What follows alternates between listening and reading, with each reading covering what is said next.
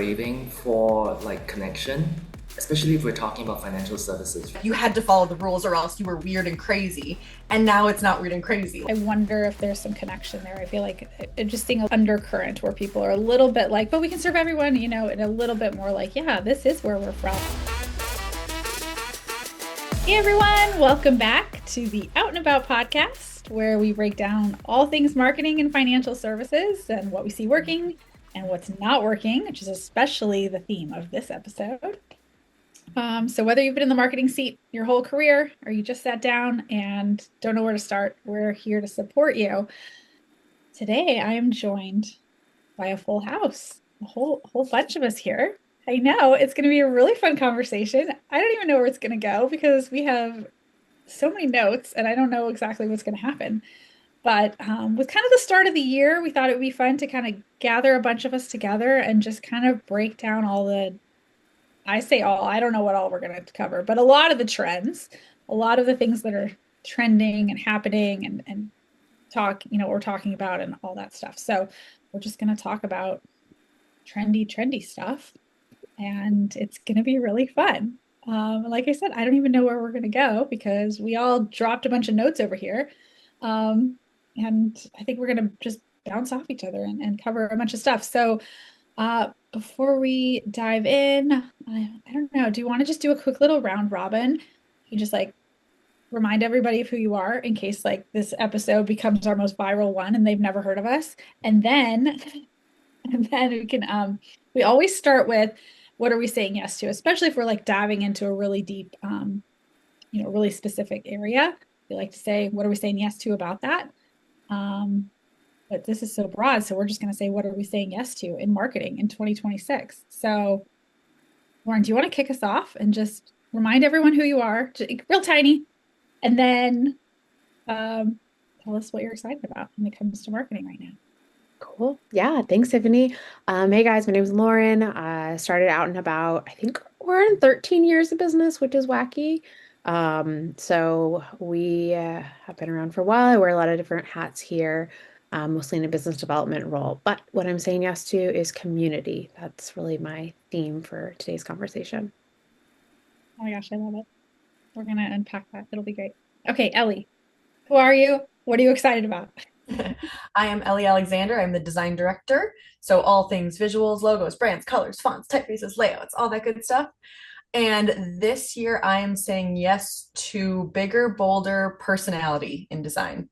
Less vanilla, more sprinkles, chocolate chips, icing, or no, what's it called? What's the stuff you put on a sundae called? Oh, Fudge. whipped cream. That's what I meant. Yeah, that. All All of the it. things. Jimmy?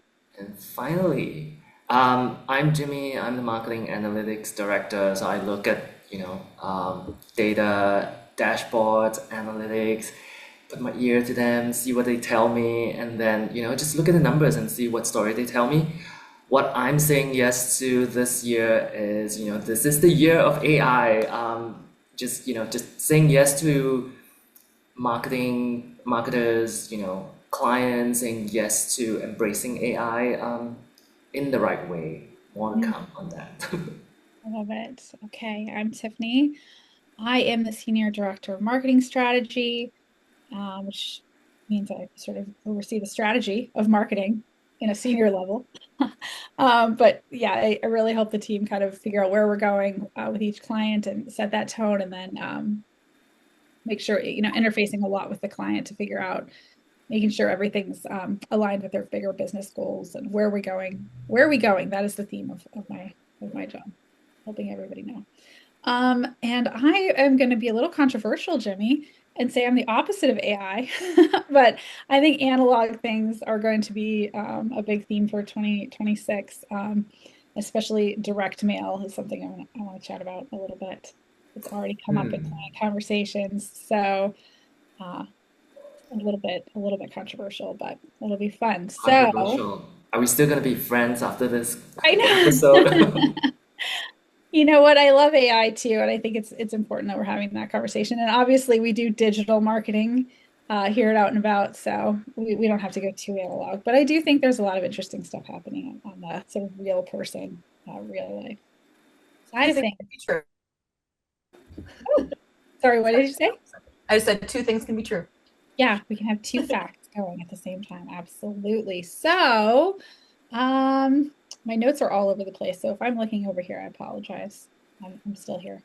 Uh, yeah, where do we want to start? What do we want to, Lauren, do you want to talk about this community thing? I feel like as we talk, we're going to sort of coalesce around around some common things. Yeah, I don't know. Maybe I'm leaning on community because it's part of our vision statement and it's something that we lean in on.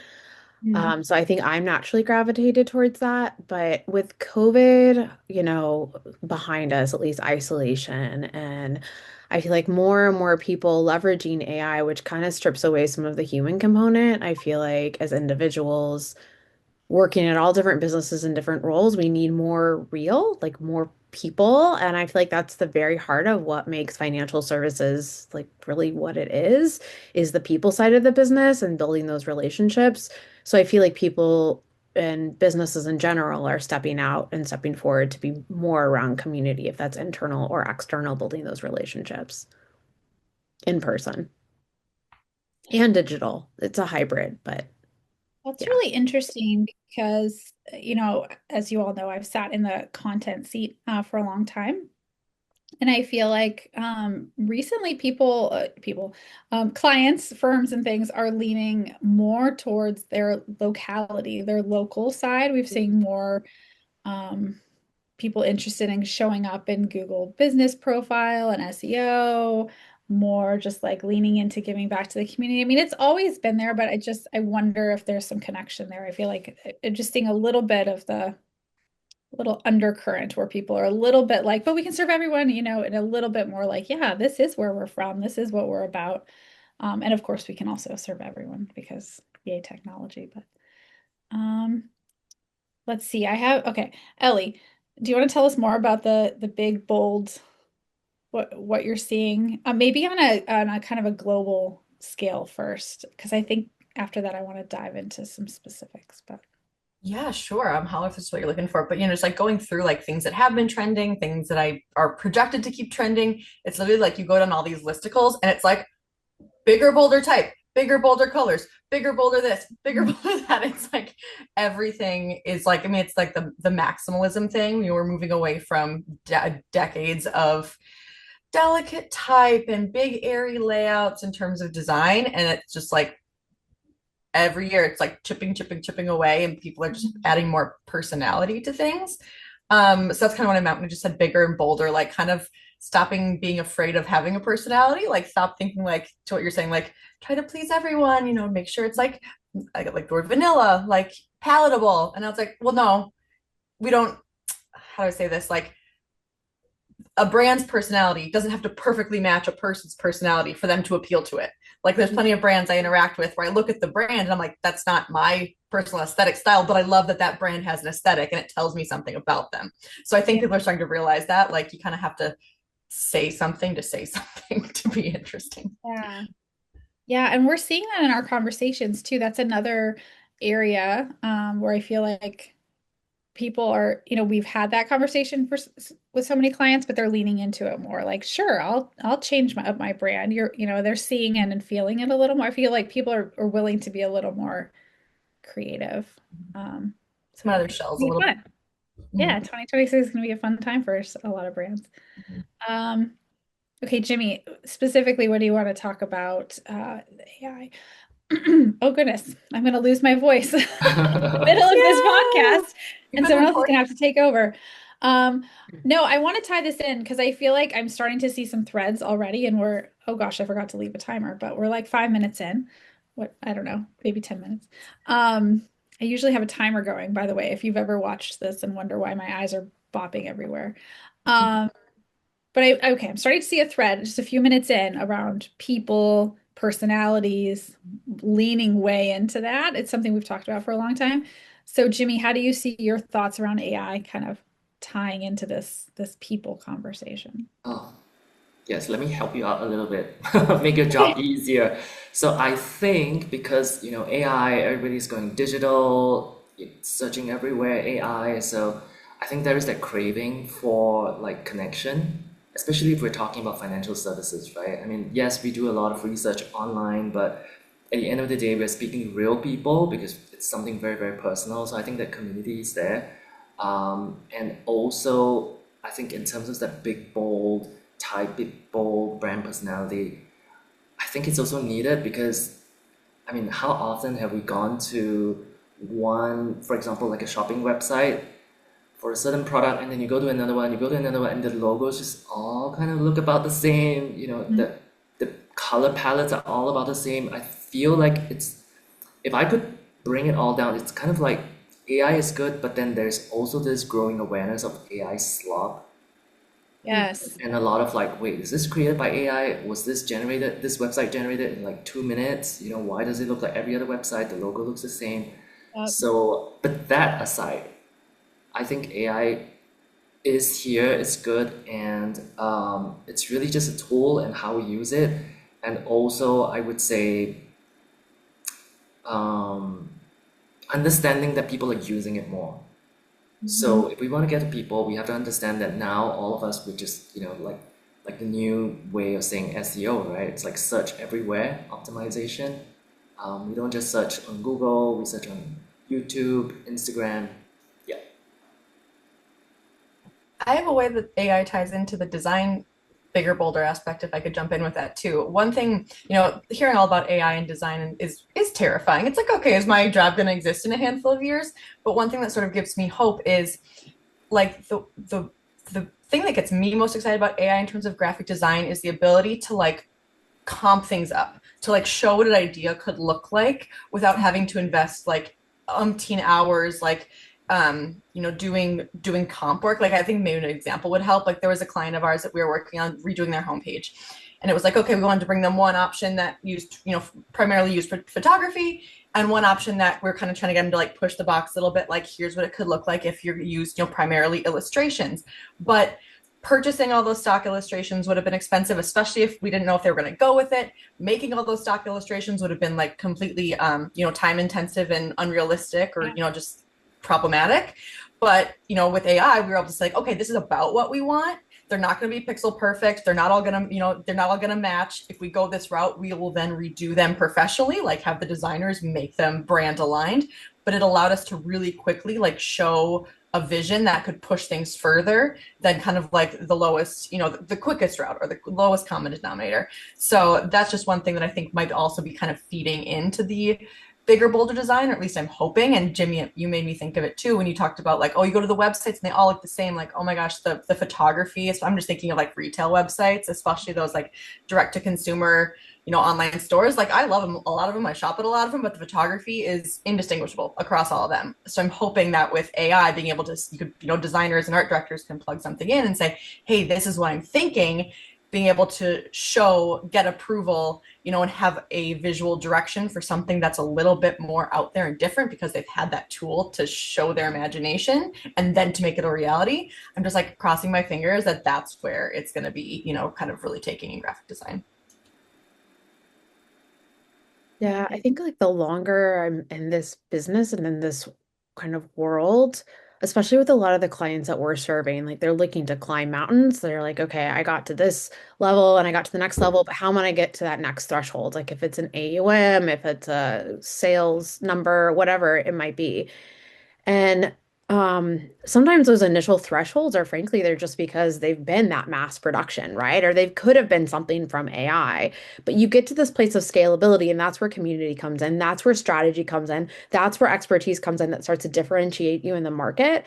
And I feel like it is going to be those companies that go, we don't want to play the same way. We don't want to play the Yeah. cookie cutter way. We're part of what we're offering is something different, and we want to show up differently. And that's something that I love about the model we've created and the like that firepower that we can bring because it's not the like off the shelf plug and play component of it. Um, it's the collaboration and community. Mhm. Yeah, so I wanted to actually go there about differentiating in financial services because I wonder if there's anything that we've just talked about or totally new other trends. If you guys are seeing anything um, is really would help firms. I'm not sure how I'm asking this question, but like, what are some of like some trends or elements that would really help a firm differentiate or stand out? Whether it's like a totally random new idea or um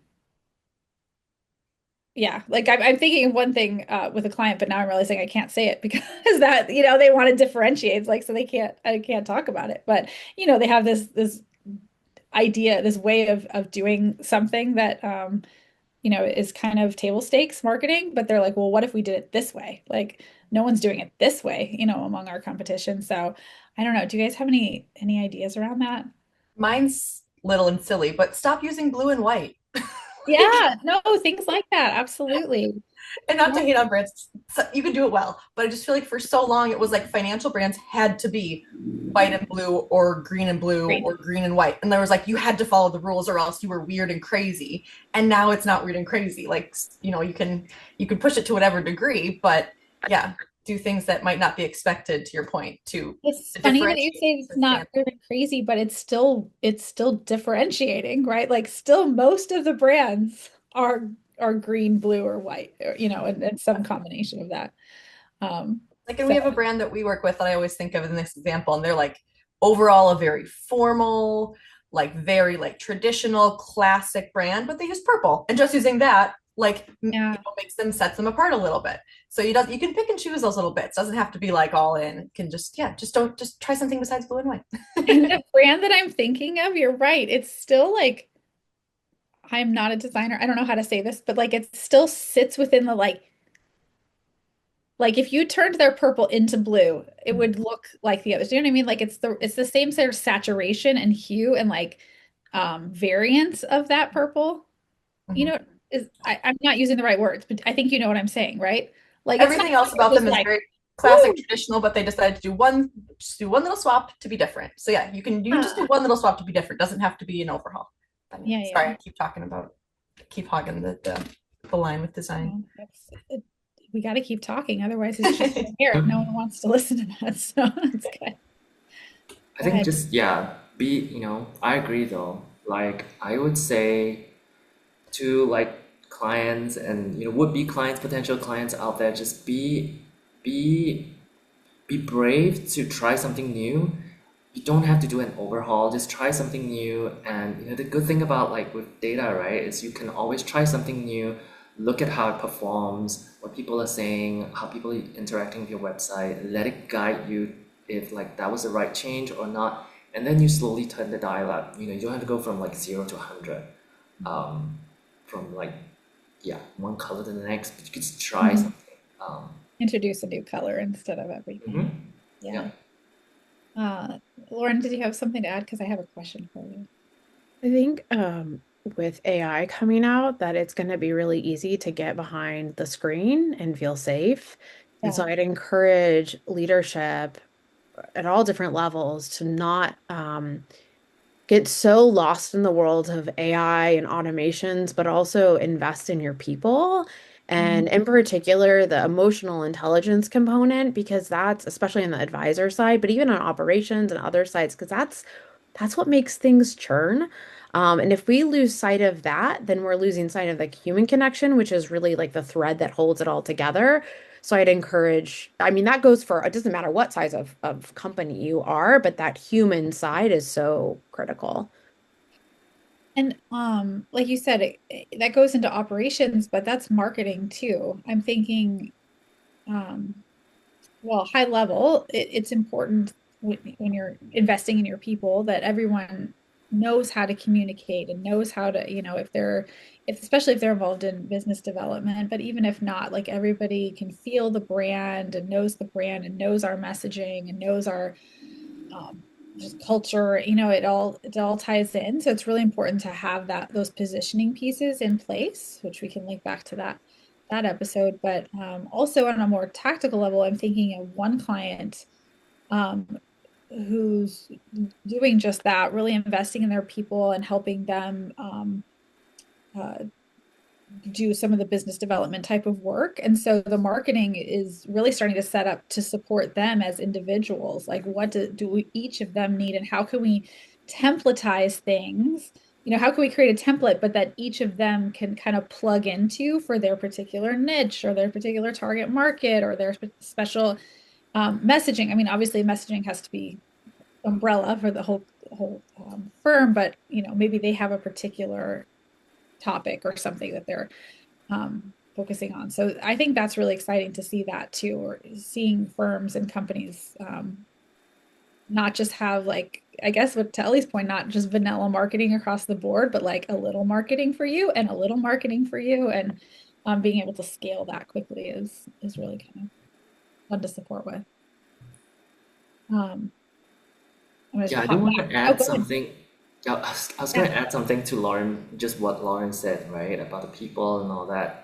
Just to, kind of like gentle reminder, from what we have seen, just really top three pages, always team page is either number two or number three. So people are curious about, the team, who am I interacting with, who am I working with, because again, at the end of the day, it's your personal, I mean, it's your money, it's personal. Even on LinkedIn, we're seeing like, when there's something about the team, it always gets the most engagement. So um yeah. Yeah, you're Lauren, part I of the was gonna, difference. yeah, I was gonna ask you about the community side too. Like what are you seeing or excited about how firms and companies can differentiate by building community or leaning into community or um, that side of things?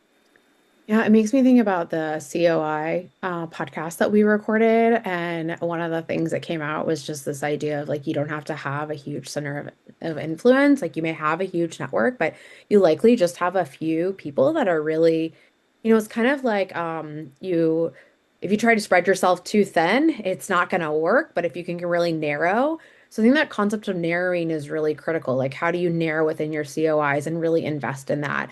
How do you narrow within your team and make sure you're really investing in the right ways? Maybe it's an event, but it's like a really high impact event. So I think that idea of tightening is something that can be really beneficial versus kind of trying to do everything under the sun for everyone, right? Being everything to everyone and the shiny object of this firm's doing this, I should be doing this too, kind of thing. So, which I know deviates from the community concept, but I think just pulling it back to narrowing is Yeah, well, I and mean, your tightening our networks. community, yeah, the concept of community can only be so large. And I I think this is going back to sort of my analog um theme. I think that there's like just a general sense in the world outside of our financial services, but just, we've all felt it as we kind of move through this winter season on this side of the hemisphere. Um, and moving into the new year, like leaning more into just analog stuff, like the granny crafts thing, people are talking about that and just who are, smaller groups of friends that you can really invest into. Like, I just feel like there's a little bit of zeitgeist around that, around just Mm. what's real and things like that, as opposed to maybe a couple of years ago where it's like, build your brand, build your personal brand. How big can everything be? And I think we're all just feeling a little bit like we just want realness. And so I think there's something to that too. Like, who are your real COIs? How can you really serve your clients a little better? How can you really, gifting strategies that have more personality to them and more true care and things like that. And I feel like there was another layer of that I was going to add to, and I can't remember what it was. But yeah, I think that's all part of it is, true community instead of like trying to be the biggest on LinkedIn, trying to be the biggest on YouTube, like really leaning into like, what, these are the people that I can serve really well, and here's how I can do it really well and really intentionally. Maybe intentional is the word I was looking for, but Yeah. yeah. There's a book, I'm listening to an audiobook. It's Unreasonable Hospitality. I found it because it's been going around LinkedIn everywhere and everyone's talking about it. It's about the restaurant industry and just this idea of providing this like really exceptional customer service and what does that mean? So I'd give a shout out to that book because I think it really helps you to kind of zero in on what actually is important in your day to day and how do you wow and how do you create a wow customer experience that doesn't feel like you're just mass marketing. Yeah, So tightening. tightening. Yeah, absolutely. Okay, so I know we kind of need to wrap it up eventually, but how can companies and firms get on board with new ideas without feeling like they're just jumping on the next new bandwagon? You know what I mean? Like, I think there's a balance here between we've talked about all kinds of different ideas and we've gotten really specific about it, but I don't want people walking away going, okay, there's 17 new ideas because it's the new trend. This is what I need to do. Do you guys have any thoughts around that? Like, how do we do something new without bandwagoning? I did Pick it not apart. Yeah, like I think we actually talked, it's kind of this theme last overlaps a little episode. bit with our last Yeah. episode, but from a little bit of a different place, but just like, I mean, pick it apart and ask yourself why. Like, I think I'm gonna use it again. I used my haircut example in the last episode, and I like that one. Yeah. Apparently, bob haircuts are coming back. I know me, and I know a bob haircut's not going to work on me. So that's one trend I shouldn't jump on. Like same thing for your company, same thing for your brand. Like look at what your brand stands for, your brand values, look at the tools you have at your disposal. Look at what, if you were going to do this new thing, what would the resources to, undertake that really be? Like really dig into that first. Like you don't want to get halfway down the path and be like, actually, we don't have the manpower or the time to like really see this thing through in a meaningful way. So yeah, just look at it, say that's something I'm interested in, dig into why you want to do it, if it works for you, if it works for your company, and then if it's not right, don't be afraid to like back out and say no, that wasn't wasted time. Like don't have the like oh my gosh, what's the word I'm looking for, the sunken cost fallacy, like oh, we're already so far down this road, we have to do it now. Like just say no, we checked it out, did our due diligence, maybe that one's not for us, whether it's a tactic, a style, set type of engagement, whatever it might be. Yeah, I like it. I was just thinking about, because I never talked about the direct mail, but that's okay. But the why, it's so important because I think sometimes it can be easy to see new ideas. The direct mail idea that we're working on with someone. It's an old idea too, right? Like the old steak seminar thing and sending, but it's the why that matters. So like for this particular idea, it's not a sales idea. It's not a sales pitch. It was kind of a showing some love, sort of. Yeah, it's just a brand awareness. That's all that is. And so that's okay. So it's not going to drive sales. And we all know that. So I think that's part of it too, is before you get into the sunken fallacy, before you start the money train, like really know, how are we going to know that this looks like success on the other side? And then you won't get caught in that trap.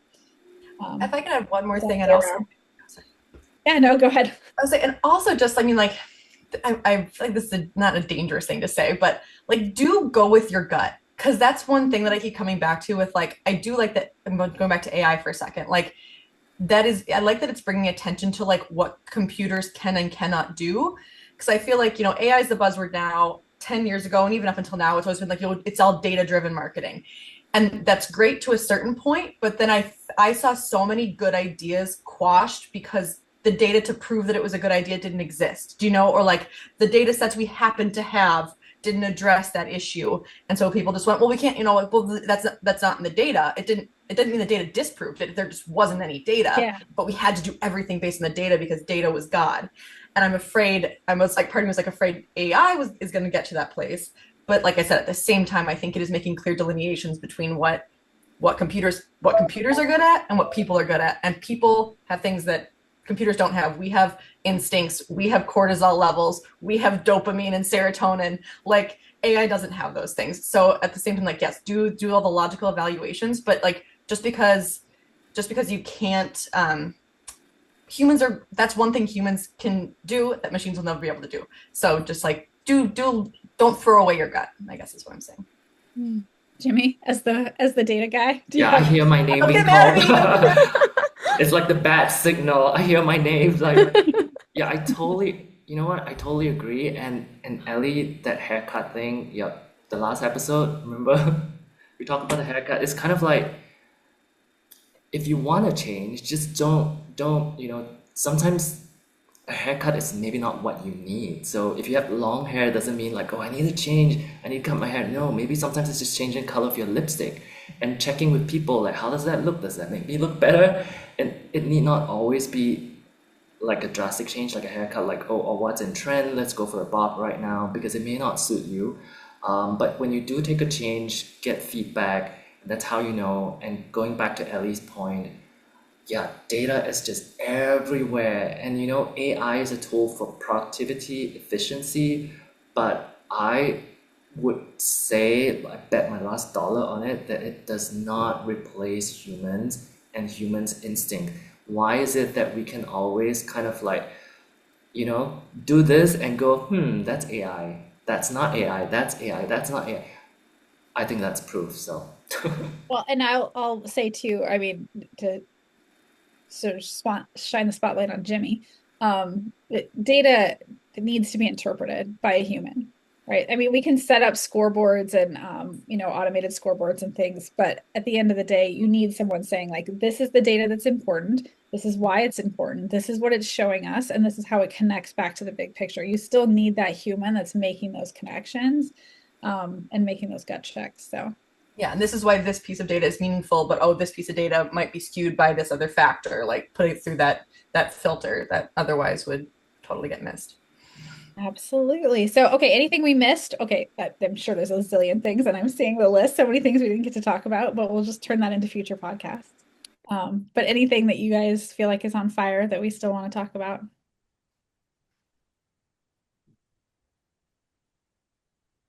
And we keep could go on forever, going. Tiffany.